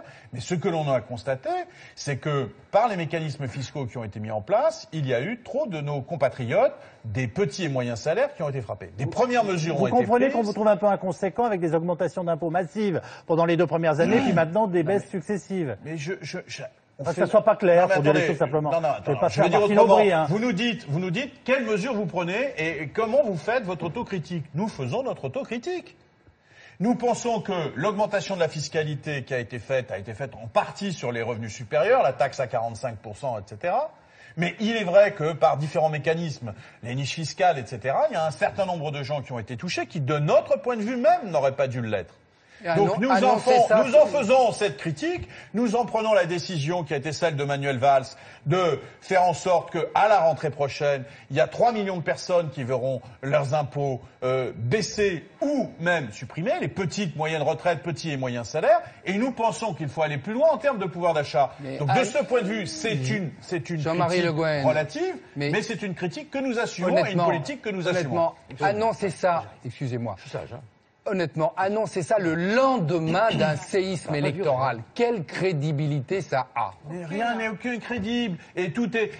Vous avez une recette? Vous avez une baguette magique? Non, je n'ai pas. Vous en avez une? Sortez-la, surtout, n'hésitez pas. C'est pas un problème de recette. C'est qu'on dit à un moment aux Français, il faut faire des économies, voilà ce qu'on vous propose. C'est ce que dit Manuel Valls en avril. Et puis là, chaque semaine, finalement, on va faire moins. Finalement, on va changer un truc sur la traite. Finalement, on va enlever un peu d'impôts. Pourquoi est-ce que dès le départ, on ne peut pas dire on veut réduire la dette et on a un rythme et on va prendre un rythme moins fort pour essayer de moins taper sur les gens? Le problème, c'est que distiller chaque chose au fil des semaines, ça donne l'impression qu'il n'y a pas de crédibilité de la parole du Premier ministre. Mais surtout, qu'il y a une réponse... Si vous lisiez précisément les choses, l'affaire de la diminution des impôts était dans le pacte de 50 milliards. Voilà. Oui. Donc, je veux dire, il n'y a aucune annonce, si ce n'est qu'on met un moment la loupe et on précise les choses, mais ce n'est pas vrai. Ce n'est pas une politique débridée, c'est une politique cohérente qui a été installée dans les 50 milliards. Retraites, toute l'histoire qu'on a eue sur les petites retraites, heureusement d'ailleurs qu'in fine, vous avez compris qu'il fallait agir sur les petites retraites, mais toute la semaine de débat pour savoir s'il fallait le faire, alors que depuis le départ, vous vouliez le faire. On parle ce soir de crédibilité de la parole politique. la parole politique, c'est aussi être capable de dire on veut y aller. Cher Emmanuel, mais on n'est pas besoin de faire de la tactique politicienne. Vous ne pourrez pas toujours expliquer chacun ses propres insuffisances par les insuffisances des autres. Je vous propose de réfléchir à ce qui ne va pas d'une façon générale sur la gauche, je veux bien, mais que vous ne faisiez pas passer le fardeau de tout ce qui ne va pas dans le pays sur le Parti socialiste. Vous étiez jusqu'à il y a encore quelques semaines à l'intérieur de cette majorité. Oui. Vous en êtes parti. J'ai cru comprendre d'ailleurs que vous n'étiez pas forcément tous complètement d'accord avec ce choix. Et je le comprends. Et moi, je souhaite qu'il y ait l'union de la gauche. Moi et de aussi. ce point de vue, cette union de la gauche, elle ne peut pas se faire simplement sur le critique des dos des autres. Mais la crédibilité politique, c'est quelque chose d'important. Et c'est ça qui était en jeu aussi dans la période. Bientôt 45 minutes d'émission. Gilbert Collard, qui était très Les écologistes ont sage. quitté le gouvernement, pas la majorité. Avec des... Oui, Enfin, jusqu'à maintenant. Avec Le gouvernement. avec des amis comme vous en avez, vous n'avez pas besoin d'ennemis. Hein. Bon. C'est une fête. Qui aime bien Châtillon. Voilà, mais il faut que voilà. ça nous avait Je ne suis pas tellement. Vous formez un couple sado-masochiste qui aurait ravi d'Esca. Non, bon, ça, je vous laisse cela participer étant à notre dit, débat. Merci. passons aux choses sérieuses. Bon, j'ai un peu de mal à répondre à tous les arguments qui ont été déployés contre le résultat qu'a obtenu le Front National. Oui. Je vois que tout le monde s'échine à expliquer que ce résultat est le produit pharmaceutique de choses très compliquées. J'apprends par vous que on a un discours simpliste sur l'euro. C'est bien la première fois que la sortie de l'euro revêt un caractère simpliste, parce que nous, franchement, quand on essaie de l'expliquer, on trouve que c'est très compliqué. Oui, les conséquences, je suis d'accord avec vous, mais la décision... Je ne dis pas que les conséquences posent de gros problèmes, il faut les étudier, les évaluer, mais c'est la première fois qu'on me dit que c'est simpliste. Ce que vous a dit de plus brutal, Jean-Marie Le Guen, et qui est une question que je vous pose, parce qu'il faut y répondre, c'est les députés européens Front National ne serviront à rien. Attendez, d'abord, alors là, je veux dire, je suis étonné qu'un démocrate et un républicain... Je peux répondre ou pas? Oui. Ah, merci. Je suis étonné qu'un démocrate et un républicain disent que le fait que des députés aillent représenter des électeurs n'est pas déjà en soi un acte fort. Non, mais vous en battez le flanc. Tout le monde est d'accord là-dessus. Vous avez compris le sens de la question. C'est quelle sera votre activité au Parlement européen? Non, mais d'abord, nous, on est que, par exemple, on n'est que 2 à l'Assemblée nationale. On n'est que 2. Et pourtant, nos électeurs sont mécontents de voir qu'on n'est pas plus nombreux, mais on est là. On les représente. Ils ne sont pas orphelins de la démocratie. Très bien. Alors, comment pourrez-vous peser en Europe avec 24 députés sur 751? C'est ma question. D'abord, alors, il faudrait, sous prétexte qu'on ne peut pas peser, ne pas y aller, ne pas être élu. On va essayer de constituer un groupe. Marine, demain, sera à Strasbourg pour essayer de le faire. J'espère qu'elle y arrivera. Avec qui ? Ça, c'est son secret. Elle vous le dira quand elle l'aura fait. Moi, je ne suis pas encore au courant puisqu'elle y va demain pour ça. Bon. Moi, je peux vous donner... Juste une remarque. Une remarque là-dessus. Non, pardonnez-moi, une remarque, Gilbert Collard. Le parti nationaliste anglais, UKIP, vous juge infréquentable, antisémite et ne veut pas entendre parler d'alliance. Donc, il est normal qu'on vous demande comment allez-vous faire pour former un groupe. Je rappelle que pour faire un groupe, il faut 25 députés d'au moins 7 nationalités différentes. On connaît la règle. Merci de nous la rappeler, mais on la connaît.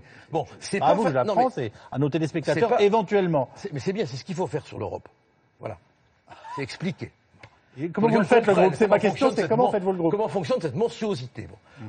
Ce groupe, on va tout faire pour le constituer. De toute manière, on va bosser. Moi, je l'ai dit plusieurs fois. Les députés européens qui ont été élus ont intérêt à être présents.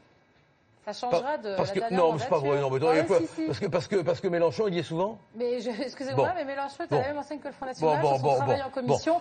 Ils n'ont jamais été là. Mais Marine, elle y est beaucoup plus souvent. Non plus. Que la malignité de certains ne le dit. Qui sont en commission. Ça fait beaucoup rire Dominique Régnier, ce que vous venez de dire. Mais Dominique Régnier est un marrant, c'est pour ça qu'il rit. On l'a vu dans ses analyses, du reste, qu'il est très drôle. Bon, ce que je veux dire, c'est qu'on fera tout ce qu'on peut. Permettez-moi, on fera tout ce qu'on peut pour que nos députés européens soient irréprochables. Et je pense qu'on peut, dans le cadre des circuits juridiques, notamment par la voie des amendements, on peut bosser, on peut coincer la machine. Pourquoi il y a Pardonnez-moi, donc nous sommes là pour bloquer la machine. Comment se fait-il que vos listes, je ne sais pas si vous avez remarqué, il y a déjà 2 députés Front National qui ont démissionné. 2. Depuis quand? Depuis aujourd'hui. Ah, que ça vous intéresse, ça? Non, mais c'est quand même étonnant. Cet après-midi, notamment M. Bergeron dans l'Ouest. Madame. Oui, madame. Madame, pardon.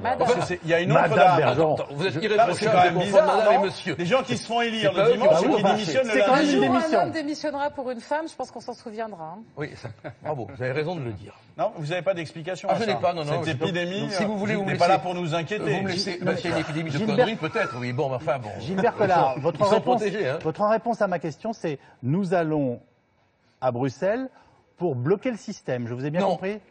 Oui, on va à Bruxelles pour combattre le système, pour le dénoncer. On va apprendre des choses, on va avoir des renseignements, on va pouvoir les exploiter. On va dire ce que les autres ne disent pas. Parce qu'on va être une force de parole, une force de contestation. C'est important, ça. Il n'y a pas de contre-pouvoir aujourd'hui. Nulle part. Ni dans notre démocratie française, ni dans notre prétendue démocratie européenne. Il n'y a pas de C'est contre-pouvoir. pas vrai. On en meurt de ça. Mais c'est pas vrai. Dominique Régnier voulait Ah réagir. oui, ils sont où les contre-pouvoirs? C'est pas vrai. Mais donnez-moi un. Bah, il y a une opposition, par exemple. Enfin, écoutez- Quand même. Oui, mais quand on dit qu'on est l'opposition, on dit qu'on ne représente rien. Excusez-moi, au Parlement européen, il y a eu des combats dans la dernière mandature sur plusieurs sujets. Vous avez eu des partis d'opposition, vous avez eu des mouvements sociaux, vous avez eu des syndicats qui, eux, ont fait un travail parce qu'ils ont été au Parlement européen, qu'ils ont travaillé, et ils ont eu des résultats sur la Lesquels? question des libertés numériques, sur la question agricole et sur d'autres sujets. Donc ce n'est pas vrai. Votre présentation de la démocratie et de l'absence de contre-pouvoir, elle est Elle vous complètement convient pas. fausse. Sur la Elle est souveraineté complètement culturelle, erronée. sur la souveraineté Complètement culturelle, erronée. par exemple, française. Mais même, pardonnez-moi, je vais prendre quelque chose peut-être sur les travailleurs détachés. Il y a eu des débats de fond importants. Excusez-moi, Enfin, sur encore l'encadrement heureux qu'il y ait et des sur débats, l'encadrement quand de la même. finance, vous sur pouvez pas me dire l'encadrement de tout la et son contraire finance. à une minute de distance. Mais attendez, la vie, c'est pas une discipline qui marche au pas. Les choses sont contradictoires, mouvantes. Vous, les journalistes, vous voulez que ça soit blanc, noir. Que la vie soit linéaire, c'est pas possible. Il y a des confusions de couleurs, il y a des choses compliquées dans la vie. Et c'est vrai sur le plan juridique, c'est vrai sur le plan parlementaire, c'est vrai sur le plan humain. Et c'est étonnant Je vais que vous réviser disiez mes ça. grilles et vous votre cohérence. Alors, On va Dominique peut-être arriver à Régnier. faire un couple cohérent alors. Sur les opinions, on peut varier à l'infini. Sur les faits, non. D'accord. Marine Le Pen était une des plus mal classées au Parlement européen. C'est très connu. C'est consigné par le Parlement lui-même. Elle n'a pas empêché qui d'être tient les réélue. comptes. Non, mais ça, Très vous avez bien. raison. De même que vous avez raison lorsque vous dites que le fait de représenter est déjà en soi une fonction. Ça, c'est certain. C'est évident. C'est démocratique et c'est très important. Mais Prenez-en acte. c'était pour vous montrer que je pouvais partager ce point, mais qui est un point fondamental et minimal, vous l'admettrez. Ce qui est important pour le Front National, c'est de constituer un groupe. S'il n'y a pas de groupe, il n'y aura rien de plus qu'avant, c'est-à-dire absolument rien. Mais on va y arriver. Plus d'eurodéputés, c'est très bien pour le Front National, mais pas d'effet sur l'institution. S'il y a un groupe, vous l'avez dit, 7 pays. Les pays, c'est difficile. Il y a le Parti de la Liberté aux Pays-Bas, mais en fait, ils ne sont pas sûrs maintenant. Ils hésitent beaucoup, ils sont très divisés, ils étaient pour, ils ne sont pas sûrs. Il y avait le Parti national slovaque. Il n'y a pas un seul élu, donc c'est un problème qui n'avait pas été prévu. Les démocrates de Suède ont l'air d'accord, le FPÖ autrichien a l'air d'accord, la Ligue du Nord en Italie est d'accord, le Vlaams Belang, qui n'a pas fait un bon résultat, mais enfin qui a quand même 2 eurodéputés, est d'accord. Mais ça fait 6, et il vous manque un 7e pays. Donc ça va être le plus difficile à trouver, à supposer que les Hollandais du Parti de la Liberté maintiennent leur accord. Ils sont, encore une fois, je l'ai dit, hésitants. S'il y a un groupe, Oui. on aura un groupe qui sera très largement composé par le Front National, et qui va représenter, je dirais, 25 des 40 à peu près élus. Et donc, ça donnera au Front National des ressources financières importantes, beaucoup d'argent. Les autres aussi, naturellement, je précise, c'est pas les seuls, mais beaucoup d'argent, beaucoup de moyens, secrétariat, frais remboursés, assistants, bureaux mis à disposition, une logistique importante qui permet au Front National de se renforcer, de recruter ses militants ou ses sympathisants. Mais au fond, ça n'ira pas plus loin. Parce que le groupe que le Front National créera éventuellement participera à ce qu'on appelle la conférence des présidents, qui se réunit pour essayer d'organiser un peu la vie du Parlement, mais ils vont se trouver opposés aussitôt à tous les autres partis qui préféreront défendre l'Europe contre ce groupe-là, et donc ça ne servira absolument à rien. Sinon, et ça je termine là-dessus, sinon, en effet, à prendre la parole, mais ce qu'ils peuvent faire déjà aujourd'hui quand ils sont eurodéputés. Alors, Patrick Devedjian, il y a 2 analyses sur ce qui s'est passé hier soir concernant votre formation politique. Et d'ailleurs, ça a créé des tensions au sein de l'UMP. Soit vous avez trop collé au front, soit vous n'êtes pas assez à droite. Est-ce que cette question est posée et demeure. Voilà. Comment se situe aujourd'hui une UMP qui connaît elle-même des dissensions sur les lignes? La campagne de Nicolas Sarkozy a soulevé des questions. Ça continue aujourd'hui. Comment percevez-vous ça, vous, personnellement? Et avec un FN aussi haut, faut-il que l'UMP, par exemple, s'ouvre au centre, comme le souhaite notamment Alain Juppé? D'abord, la ligne que nous avions en 2007, c'était cette ligne-là. Oui. Puis, les choses se sont mal passées et nous avons eu une séparation d'avec le centre. Moi, je le regrette, naturellement. Bien sûr, l'UMP a souffert d'une variation dans sa ligne, d'une cacophonie, même au niveau de sa ligne, il faut dire les choses comme elles sont. Parfois, l'UMP courait derrière le Parti socialiste, je ne suis pas gêné pour le dire. D'autres fois, il courait derrière le Front national. Donc, évidemment, c'est une attitude très déroutante pour le corps électoral. Et moi, je suis de ceux qui pensent qu'il faut avoir sa ligne propre et ne pas en changer en fonction des événements, en fonction des circonstances, comme c'est arrivé trop souvent. Oui. Vanessa Schneider, vous qui suivez la droite pour votre journal. Sur la ligne de l'UMP, évidemment, il y a plusieurs clivages au sein du parti, entre ses dirigeants eux-mêmes qui ne sont pas d'accord. On l'a entendu hier soir sur les plateaux de télévision, ceux qui veulent se tourner vers le centre, puisqu'il y a quand même un apport de 10% de voix centristes qui est non négligeable. Et puis il y a aussi vraiment une proximité idéologique. Sur un certain nombre de thématiques, et d'autres qui regardent sur la droite. Il y a une fracture aussi, je dirais presque hiérarchique au sein du parti, puisque on s'aperçoit que quand on sonde les sympathisants et encore plus les militants, plus on est à la base de l'UMP, plus on est favorable aux accords avec le Front National, par exemple, alors que les dirigeants sont beaucoup plus hostiles. On ne trouve pas de dirigeants qui plaident en faveur d'accords avec le Front National. Donc c'est évidemment une question qui empoisonne l'UMP depuis plusieurs années et qui va passer, qui va être au cœur de la crise de leadership qu'on va probablement avoir dans les jours qui viennent, puisque s'il y a un nouvel affrontement de leadership, il faudra aussi régler cette question et se positionner sur cette question. Ce que vous soulignez là, et qui est exact, a souvent été instrumentalisé par le Parti socialiste, qui a su à la fois porter des débats pour faire une forme de discorde. Vous n'êtes pas d'accord tous les uns avec les autres.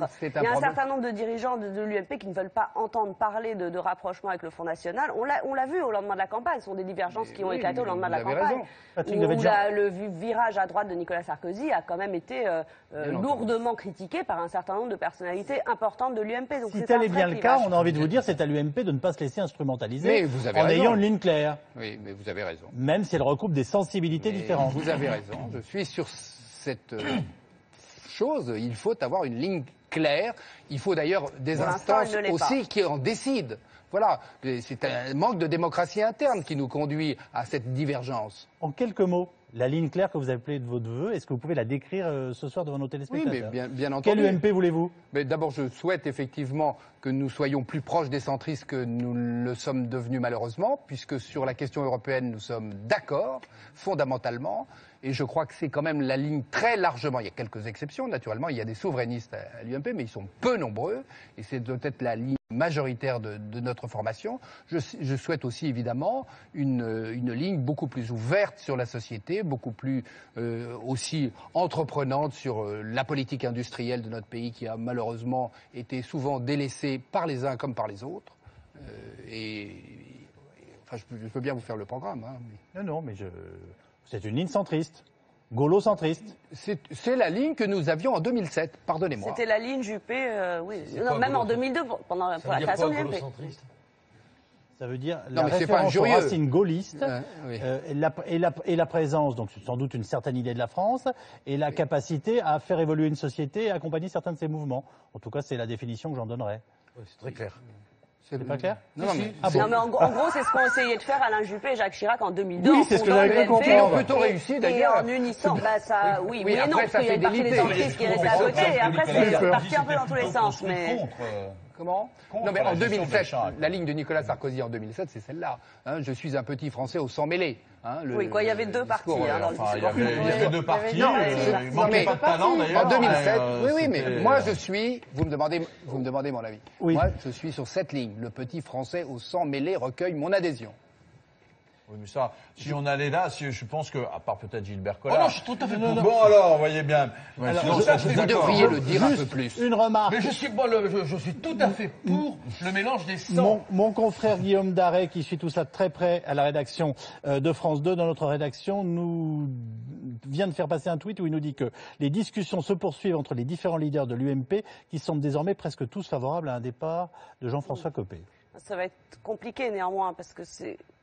Bon, Jean-François Copé déjà avait pas du tout l'intention de partir encore cet après-midi. Je ne connais pas les statuts de l'UMP, mais... Il ne faut pas forcément un vote, mais Non. si en tout cas Jean-François Copé réclame un vote du bureau politique, Voilà. il semblerait que les copéistes soient majoritaires au sein du bureau politique. On ne peut pas le faire partir Donc comme il ça. faudrait que certains copéistes se détachent de Jean-François Copé, ce qui n'est pas du tout inenvisageable. Et on mais... parle d'une direction provisoire qui serait mise en place autour de Xavier Bertrand. Voilà, je vous donne les informations de la soirée. Je vois que successeur de Patrick Patrick Devedjian Devedjian. sourit, qui ne dit mot consent. Non, mais je pense d'abord que nous ne sommes pas, malheureusement, comme j'ai cru le comprendre, au bout des informations, y compris des mauvaises informations. Alors, Emmanuel Cos, une dernière remarque, puisque en fait on analyse en contre, et dans chacune de vos familles politiques, le score du Front National, 30% de jeunes de moins de 35 ans qui votent aujourd'hui contre l'Europe et pour le Front National. Est-ce que pour vous c'est la fin d'un rêve européen, par exemple? Alors c'est la fin d'un rêve européen, mais les premières choses, c'est parmi les jeunes, c'est surtout des jeunes qui ne vont pas du tout voter. Et quand ils votent Front National. Et pour moi, les deux choses doivent être regardées en même temps. Et notamment, vous regardez la génération qui est née en 90, en gros, Oui. qui est une génération, je pense que, pas beaucoup parlent d'une génération sacrifiée, mais au niveau européen, c'est le cas. C'est une génération qui, même quand elle a un très haut niveau de formation, ce qui est le cas notamment dans notre pays, n'arrive pas à trouver des emplois ou alors est dans des emplois vraiment extrêmement précaires. C'est aussi une génération qui, quand elle a des difficultés à avoir des études, n'arrive pas du tout à réembrayer sur le chemin de la formation. Et on a dans notre pays, qui a quand même des capacités d'apprentissage et d'éducation très fortes, des jeunes qui sont totalement en dehors du chemin, et de la formation et après de l'accès à l'emploi. Et si vous voulez... Est-ce que c'est de la faute de l'Europe? Je pense que c'est... Non, l'Europe pourrait porter ce projet. Je vais vous dire une chose, ces mêmes jeunes Mais elle le porte pas. ces mêmes jeunes se sont totalement abstenus dans des proportions moindres au municipal. Là, ce qui est nouveau, et on regarde, c'est que les jeunes, en plus, quand ils se déplacent, ils vont vers le Front National. Et ça dit des choses. En même temps, on voit aussi notre jeunesse qui est très engagée dans d'autres mouvements politiques. Ce qui est certain, c'est que moi, je suis un peu plus vieille que cette génération, mais j'ai pas 40 ans. On est quand même, les gens qui ont moins de 40 ans dans ce pays, nous avons toujours vécu avec une crise économique et avec quand même le sentiment que même si nous étions très courageux dans nos études, dans notre travail et tout ça, nous aurons moins que nos parents.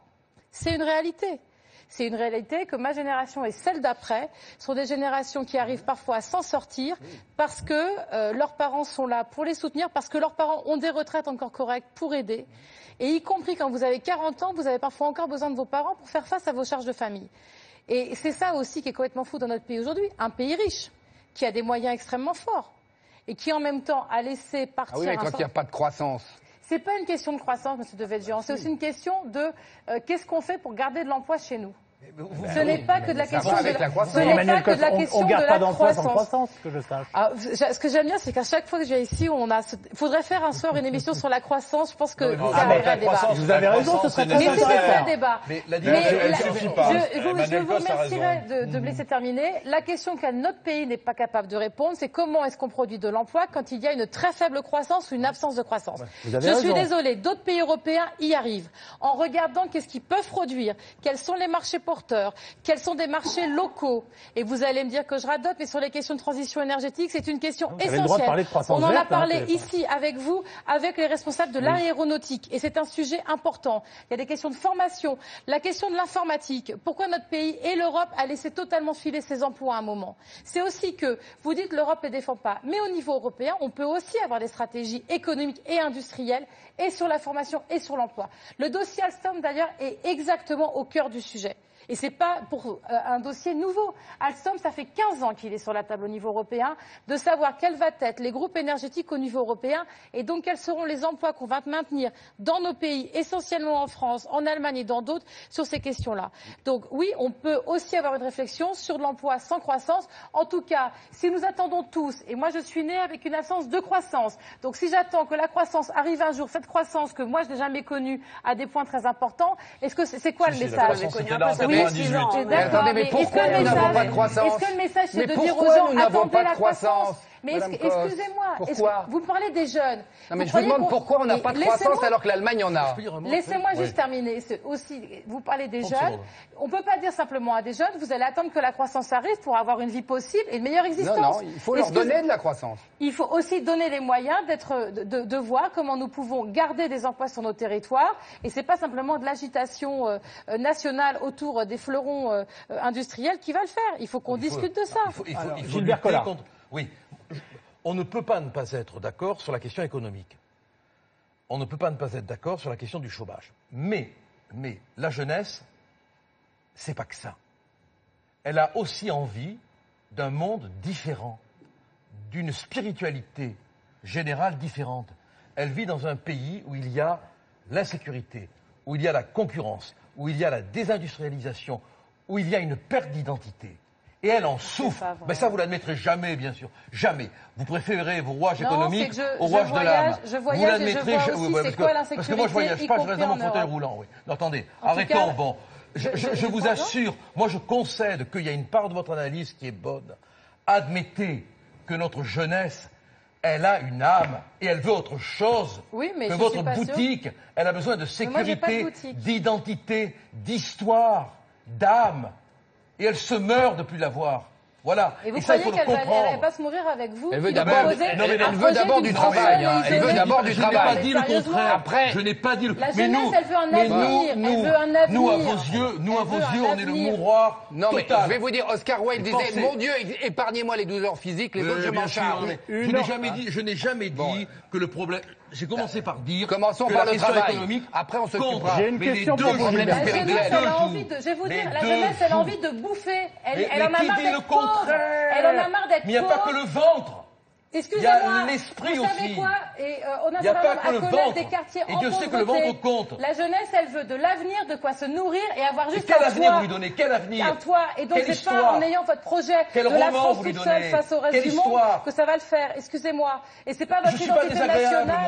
C'est pas l'identité nationale qui va sauver la jeunesse. Mais sérieusement. Je ne suis pas désagréable avec vous. Mais moi non plus. Mais moi non plus. Je reviens au roman de Marine Le Pen, si vous m'y autorisez, avec une dernière partie qu'on pourrait appeler. Au roman de Marine Le Pen? Oui, vous venez de dire il nous faut un roman national. Pour vous, vous avez tout compris. Vous avez tout compris. Je m'inscris dans votre remarque et je vous pose une question, parce qu'avant tout cela, je pense déjà aux prochaines échéances électorales, régionales, et puis la présidentielle de 2017. Marine Le Pen demande une dissolution de l'Assemblée.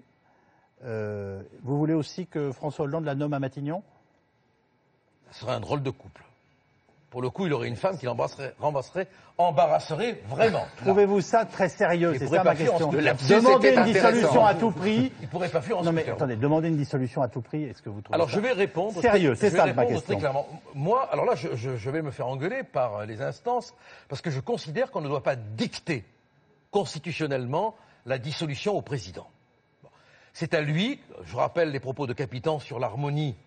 Parlementaire et René gouvernemental. Capitan, nos grands constitutionnalistes, professeur de droit. Professeur de droit. Bon, on ne peut pas dire qu'aujourd'hui, il n'y a pas une rupture d'harmonie entre la France et le président.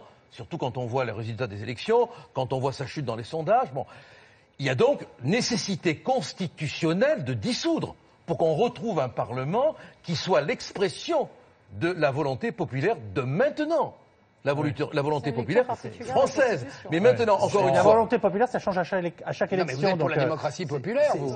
C'est difficile d'avoir à chaque élection, je pense que... La notion de popularité n'est pas constitutionnelle. Oui, non, attends. Alors, on ne demande pas à un président de populaire, on demande d'être légitime. Non, ça, on touille, c'est au fur et à mesure. Mais quand je parle de popularité, vous avez bien compris qu'il s'agit de légitimité. Il est légitime. J'ai évoqué... Il est légitime, il a été élu quand même. Il n'y a pas de... Entendons-nous sur les termes. Il est légitime. Oui, les élections, Non, il est légitime Ils viennent de les gagner. Ouais, c'est qu'un moment, il perd toutes les élections, mais il a été élu, on le respecte. Bon, de ce point de vue-là, il est inexpugnable. On est bien d'accord. Mais il pourrait peut-être, dans un accès de grandeur gaulienne, se dire, je vais voir ce que mon peuple pense vraiment. Je ne sais pas ce que De Je Gaulle vous a le recommande à faire pas parce qu'il y a le précédent de Patrick Devedjian, 1997 allez-y. qui n'a pas été une très bonne affaire pour nous. Alors, Oui. non, mais à Mais contrario, moi, je pense Patrick qu'il n'y avait pas Devedjian, beaucoup de socialistes au Parlement s'il y avait une dissolution. à contrario d'une dissolution hypothétique, et je vous donne la parole, Jean-Marie Le Guen, mais est-ce qu'il est normal qu'un parti qui a réuni hier 25% des votants n'ait que 2 députés à l'Assemblée nationale? Écoutez, ça, c'est aussi à lui de s'organiser pour ça. Il faut peut-être pas changer nécessairement les institutions pour simplement qu'il ait des élus. Je me souviens vous que tout changez François tout à Mitterrand, en 1986, là aussi on était dans l'instrumentalisation du Front National, avait changé la règle juste avant les élections pour qu'avec la proportionnelle, il y ait 30 députés du Front National. Comment? Il vaut mieux changer la règle avant qu'après. Oui, mais juste avant. Juste avant. C'est une de vos habitudes d'ailleurs. Et donc, il y a eu 30 députés du Front National, et si bien qu'on a failli ne pas avoir la majorité. Vous nous dites c'est à eux de se faire élire? Et bien sûr que c'est à eux de se faire élire. Et je vais vous dire, moi je crois pas que la proportionnelle, surtout, c'est le régime des partis, la proportionnelle. C'est les partis qui désignent les élus. Quand on a une liste proportionnelle, on sait parfaitement qui on fera élire. Le peuple n'a plus qu'à voter pour le parti et on a des élus qui sont complètement détachés du territoire. Dominique Régnier, vous voulez intervenir? C'est une des raisons de Je l'abstention. pense qu'il y a beaucoup de Français qui sont choqués, qui ne se posent Oui. pas les Alors, questions mais d'ailleurs, sur les doses de proportionnel, mais qui se disent voilà, il y a un parti qui pèse 25% aux européennes, il a 2 députés à l'Assemblée nationale. Tiens, j'ai une bonne question là-dessus. Pourquoi le Front National, qui a eu une petite victoire aux élections municipales, 2 mois après a une grande victoire? Expliquez-moi pourquoi. La différence entre les deux. La différence, c'est qu'on est sur un grand territoire totalement informel que personne n'est capable de dessiner, d'ailleurs, parce que les circonscriptions des élections européennes sont totalement inconnues. On a des appareils des partis qui désignent des candidats qui sont généralement les recalés des élections précédentes. Non, ça c'est chez vous, mais pas chez nous. Peut-être pas chez vous, mais chez eux aussi. Mais c'est chez vous, mais je mais pense que pas tous les seulement, partis, mais on n'est pas les seuls. tous les partis font pas ça. Non mais madame, Non, on mais n'est ça pas les m'importe. seuls. Parce que On les n'est pas partis les comme seuls. nous, les centristes, qui ont un peu moins Et de d'autre vous, part, mis on a beaucoup. des élus qui sont C'est vrai que c'est pas le cas chez les Verts. Oui, d'accord. Oui, Mais oui, mais disons-le, voilà. Bon, mais d'accord, mais on n'est pas les seuls à être dans cette situation. Ça, c'est sûr. Bon, et on a des élus qui sont généralement sans attache réelle avec les territoires sur lesquels ils sont élus. Bon, ça, c'est aussi une cause de désaffection à l'égard des partis traditionnels. Le ministre des Relations avec le Parlement, est-ce qu'il trouve normale la situation qui est faite au Front National aujourd'hui en termes de représentativité au sein de l'Assemblée? Non, mais moi, à titre personnel, je suis assez d'accord avec l'idée quand même qu'aujourd'hui, on voit bien que les élus qui viennent des territoires, c'est-à-dire qui sont élus au scrutin uninominal, ont une représentativité, une capacité à attirer sur eux-mêmes plus de Français. Le score, encore une fois, n'oublions pas l'absence de vote des Français. Enfin, je veux dire, les 25% du Front National doivent être rapportés à 60% de gens. 2 Français sur 5 ont voté, le quart d'entre eux ont mis un bulletin Front National. Je l'ai dit en début d'émission. Je pense qu'il y a Absolument. Donc l'idée de la proportionnelle a aujourd'hui un certain nombre de défauts qui ont été rappelés. Maintenant, dans l'absolu, c'est vrai. Mais si le Front National avait le score à des élections législatives, si au premier tour des élections législatives, le Front National faisait le score qu'il a fait dimanche dernier, il aurait beaucoup plus d'élus. C'est bien parce qu'il n'a pas eu ces élus. Alors après, on peut aussi discuter, est-ce que c'est bien d'avoir des élections législatives un mois après l'élection présidentielle? Bon, je crois pas. Voilà, Enfin, mais on peut se poser. Tout à l'heure, Patrick Devedjian a commencé à faire une critique intéressante de la Ve République, et peut-être que cette question viendra un jour. Elle était un petit peu abstraite quand vous l'avez ramenée dans notre discussion d'aujourd'hui, mais elle est très intéressante. Non, mais je vous en donne acte. Elle est tout à fait intéressante. Bien, mais en tout état de cause, puisque vous me posez la question, si, disons les choses simplement, si le Front National avait eu au premier tour des élections législatives de juin 2012 25%, il n'aurait pas 2 députés, il en aurait au moins une trentaine. Donc, je veux dire, il aurait été représenté, il aurait eu un groupe, etc., etc. C'est bien parce que aussi ce parti a, j'allais dire, une représentation représentativité à forme évolutive, même si je pense qu'elle va de plus en plus s'affirmer, voyez-vous, mais ils seront éventuellement représentés à l'Assemblée nationale. Nul pour ça besoin de recourir, me semble-t-il, à la proportionnelle. En tout cas, c'est un avis que... Dernière réaction là-dessus, je la lui demande courte à Emmanuel Cos sur évidemment la question de la proportionnelle et accessoirement de la dissolution de l'Assemblée nationale. Sur la proportionnelle, moi je ne crois pas qu'on peut faire comme si ça ne pose pas un problème. Et notamment... Qu'elle n'existe pas. Qu'elle n'existe pas. Aux législatives de 2012, un mois après la présidentielle, on a déjà une abstention extrêmement importante. Et notamment parce que mode de scrutin. Nous, depuis longtemps, on défend la proportionnelle, pas une proportionnelle intégrale, parce que je pense que ce que vous dites sur des partis qui désignent des gens, et il faut une attache au territoire. Moi, je pense aussi que les députés sont là pour aussi faire parler des territoires à l'Assemblée. Mais en même temps, vous ne pouvez pas faire comme si, dans notre République... C'est une promesse de François Hollande, non, une dose de proportionnelle. C'est une promesse d'avoir une dose de proportionnelle. C'est pourquoi une de plus Nicolas qui n'aura pas Sarkozy tenu. avait failli le faire aussi. Et Nicolas Sarkozy a failli le faire. Et objectivement, je pense que c'est aussi une réponse au malaise démocratique dans notre pays. Il y a un moment, y compris pour les législatives, quoi qu'on pense du résultat. Parce Là, que vous l'avez eu, la proportionnelle, là. Oui, mais là, je vous parle Pour du le proportionnel sur les législatives, avec des gens qui sont élus sur scrutin binominal et sur une dose de majorité. Je n'ai peut-être pas convaincu, mais ton parti... Excusez-moi, mais ça permettrait aussi d'avoir à l'Assemblée une représentation plus diverse de la société. Je vais vous dire un truc, la proportionnelle, de toute façon, elle ne va pas remettre en cause vraiment les équilibres, parce que malgré tout, dans notre pays, il y a quand même des partis extrêmement forts qui ont des bastions extrêmement forts, et comme vous le dites, qui font au premier tour des scores très élevés. Simplement, c'est quand même les citoyens qui votent pour eux, par ailleurs.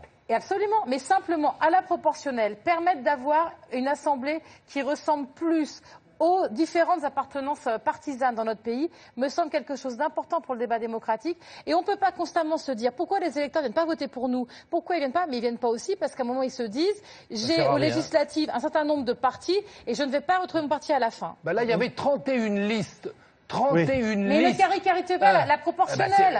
On peut trouver des systèmes avec Attendez, un ne vous fâchez pas. mixte. Il y avait 31 listes, c'est pas une caricature. Mais non, mais si. Je suis désolé. Les élections européennes, c'est une proportionnelle en effet, avec en plus chez nous des circonscriptions créées par référendum où personne ne comprend rien, alors qu'on pourrait faire une liste nationale. En Île-de-France, il y avait 31 listes. Elle a très bien défendu la thèse en faveur de la proportionnelle. Mais les écologistes sont pour la proportionnelle depuis plus de 25 ans. On n'a pas attendu le Front National pour le défendre. Nous arrivons à la fin de cette émission. Le Front National existe avant. Nous arrivons à la fin. D'ailleurs, c'est bien ça le problème. C'est bien ça le problème. Vous ne pouvez pas dire. Vanessa Schneider, François Hollande a-t-il encore des cartes en main pour terminer ce quinquennat? C'est très compliqué. Il est protégé par un bouclier institutionnel évident, puisqu'en effet, personne ne peut le contraindre ni à dissoudre ni à démissionner. Donc on se dit qu'il se gardera bien d'utiliser ces deux options, mais son champ est extrêmement restreint à cause de sa popularité, à cause de la faiblesse de son parti et à cause d'une majorité qui est de plus en plus fragilisée. On a vu là les 41 députés qui n'ont pas voté la dernière fois, qui évidemment dès hier soir ont fait entendre leur voix pour dire que désormais ils défendront leurs amendements, ils ne voteront pas ceux qui leur déplaisent. Donc ça va s'ouvrir une période très compliquée à l'Assemblée, et notamment pour le vote du budget, qui va être un moment clé pour le gouvernement. On a le secrétaire d'État relation avec le Parlement. Ça va être coton pendant 3 ans. Vous vous rendez compte quand même? Je pense que la situation... J'ai même envie de vous dire, comment peut-il tenir? Comment allez-vous tenir? Nous tiendrons parce que nous avons, je crois, de plus en plus une orientation. Cette orientation, elle est malgré les divergences et la manière dont on met en avant un certain nombre de gens, de moins en moins, me semble-t-il. Et je pense qu'aujourd'hui, nous comprenons tous, dans la situation où nous sommes, le besoin de responsabilité et de solidarité. Je pense qu'il y a une ligne qui est donnée. Je pense qu'il y a un gouvernement dont on peut mesurer aussi le fait qu'il est relativement écouté par les Français, même si électoralement aujourd'hui les choses ne sont pas encore revenues à un niveau satisfaisant. Mais nous allons continuer sur ce cap et je pense qu'à l'intérieur de la majorité, même s'il doit continuer à y avoir des discussions, il y a de plus en plus de parlementaires qui comprennent que ce n'est pas en zigzagant, que ce n'est pas en renonçant qu'on avancera, mais c'est en affirmant une orientation qui s'affirme à la fois avec justice et avec la réforme. Notre pays a besoin d'être réformé. Nos concitoyens nous le disent. Et je pense que nous irons dans ce sens. Il y a aussi de plus en plus de députés qui estiment que Rebelle. François Hollande est responsable de la situation et qu'il n'est pas le seul Ça, je veux acteur de la dire situation. qu'aujourd'hui, les commentateurs... Non, ce sont pas les des commentateurs, députés c'est qui ce qu'on s'inquiètent entend peut-être de leur avec réélection. les Non, non, députés mais socialistes. excuse-moi, j'oublie les journaux Ce et sont des notamment Le députés, Monde. Donc je vois un peu la ligne qui est assez critique vis-à-vis du président de la République. C'est le droit de la presse, d'ailleurs, je dis simplement, nous essayons de ne pas avoir simplement des humeurs qui sont en fonction de on aime, on n'aime pas. On essaye d'avoir une stratégie politique. Cette stratégie politique, elle est organisée autour d'un président de la République qui a été élu pour 5 ans, qui défend des orientations dans lesquelles nous nous retrouvons et pour lesquelles nous allons nous mettre en marche. Et qui a changé de ligne. Et qui peut avoir fait des évolutions de ligne, c'est Qui possible n'applique pas ce aussi. qu'il a dit Mais moi, pendant je la ne connais campagne. pas. Non, mais ça, ce n'est pas exact. Ce n'est pas exact. Bah, c'est Si un vous voulez avoir ce ressenti. débat, on peut l'avoir. Non, C'est non, un mais- ressenti, c'est Bah oui. exact parce que les résultats Non, ne mais sont chez pas vos là. propres députés, vous le savez. Non, c'est une partie d'entre eux. Ne vous focalisez pas sur une partie du On groupe va voir socialiste. combien ils pèseront Essayez. au vote du budget. Mais on verra exactement. Et il ne pèse. Et je Est-ce sais que, bien. est-ce que le vrai problème... Pas j'ai une question forcément que vous autant poser, que me vous le préoccupe. pouvez 30 l'espérer. secondes. Est-ce que le vrai problème, ce n'est pas Emmanuel Valls qui se prend pour le président de la République? Je l'ai vu l'autre soir. Manuel. Manuel, pardon. Je l'ai vu l'autre soir. Emmanuel Cos. Voilà, Manuel excusez-moi. Valls. Manuel Valls. Je l'ai vu. Jean-Marie Le Guen. Je veux pas le dire. je Faites veux pas- attention parce que des fois, il y a Je des peux faire- confusions. Emmanuel Cos, c'est pas encore Premier Ça ministre. pourrait devenir dangereux là. Mais je peux même pas le dire en catalan. Il se voyez-vous. prend pour le président Bon. Est-ce qu'il se prend pas quand même pour le président? Bon, écoutez, Alors, je l'ai entendu l'autre Est-ce soir. que vous croyez vraiment Emmanuel. que ce sujet- On avait vraiment l'impression qu'il parlait comme un président de la vous voulez République. dire qu'il vous a impressionné? Ah non, pas du tout, parce que le c'est- président, vous pouvez pas quand même penser que pas Hollande ce que vous venez de m'impressionne. dire, hein. non, c'est pas ça que vous venez de dire. Non. J'ai vraiment eu l'impression Bah, écoutez, qu'il jouait le moi, double du président. hein. J'ai une question de conclusion pour Dominique Régnier, mais pour finir l'émission, je voudrais juste vous citer une phrase en exergue d'un livre qui sort demain et qui président. s'intitule Marine Le Pen, notre faute. Il est écrit par le socialiste Mehdi Ouraoui. Et en exergue du livre, il cite Marine Le Pen, disant « Si le PS et l'UMP étaient bons, le FN n'existerait pas ». Marine Le Pen, C'est Lénine, extrêmement- c'est la théorie de Lénine, ça. Vous êtes en train de me faire oui avec la tête. Oui, je pense plutôt que nous avons une grande responsabilité, les uns et les autres. Merci à tous. Hein. Jean-Marie Le Guen. Une reconnaissance infinie. Mais- hein. non, Vous mais êtes- attendez, je un peu je d'auto- remercie les donateurs. hein. Excusez-moi, non, quand mais même, attendez, non. l'autocritique chez les responsables politiques est assez rare pour qu'on la Bon, elle est remarque tellement sans en fastoche, faire une là, vertu attendez. cardinale. Je Ça, la remarque, ça. je suis désolé, je la remarque chez Patrick Devedjian Ça, oui, bon. et Jean-Marie Le Guen. Par définition, oui, mais moi, je ne nie pas, je ne fais pas du Front National un accident de l'histoire. Je pense qu'il y a des gens qui pensent comme ils pensent.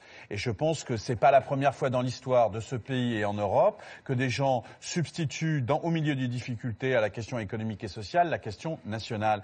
Le sentiment de la xénophobie fait partie d'une façon récurrente des opinions publiques dans les différents pays européens. Ce sont des idées qui existent et qui doivent être combattues. Il y a Et pas donc de ce n'est pas xénophobie, pour hein. rien qu'il y a des idées du Front National dans ce pays et nous n'en sommes pas, même si j'aimerais être plus efficace encore dans le combat que je mène et j'aimerais convaincre encore plus de gens à soutenir la République et la démocratie. Maintenant, je sais aussi qu'il y a des gens qui régulièrement et singulièrement 60 ans après la fin de ou 70 ans après la fin de la Seconde Guerre mondiale ont oublié un certain nombre de leçons de l'histoire. Dominique Régnier, vous avez pondéré, mais Ça relativement manquait au débat. les résultats Bravo. du Front National Ça au manquait. début de cette émission. Il y a Je certainement me disais, beaucoup à de quel Français, moment on va nous faire Jean Moulin? en tout cas parmi ceux qui sont allés voter hier, qui ont peut-être eu l'impression, en voyant les résultats hier soir, qu'il y avait une page historique de la vie politique du pays qui se tournait, de voir le Front National en tête à une élection de ce type. Alors, c'est historique ou ça ne l'est pas? Et est-ce que ça conditionne, oui ou non, les années à venir, notamment les 3 prochaines années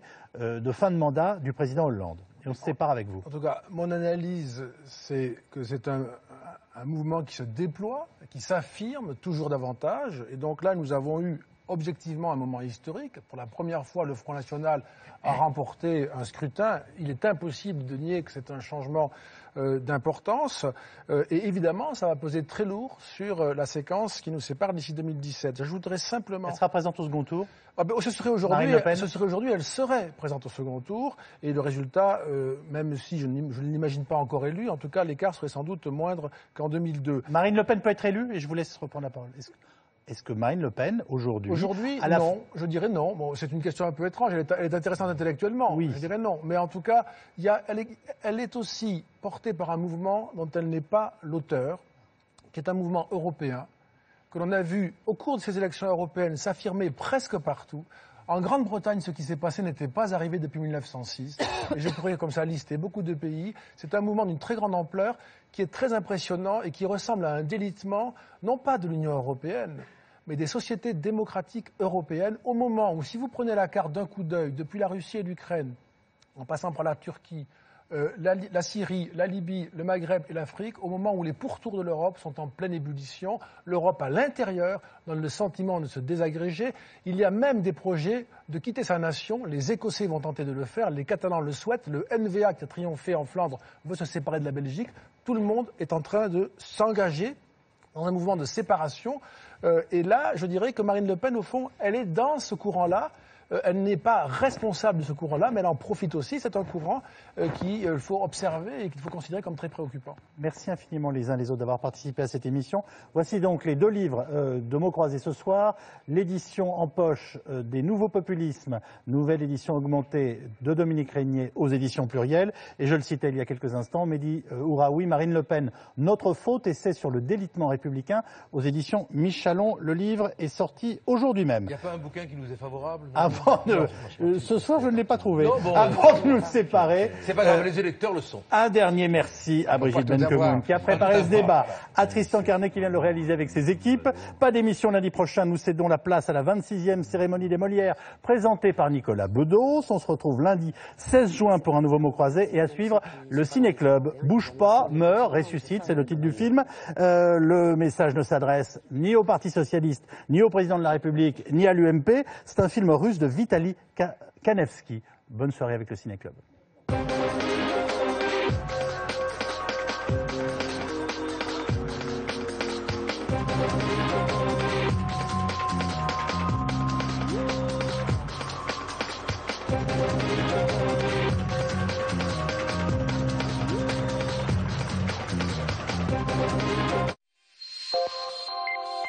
Dès maintenant, pour plus d'infos, rendez-vous sur France2.fr.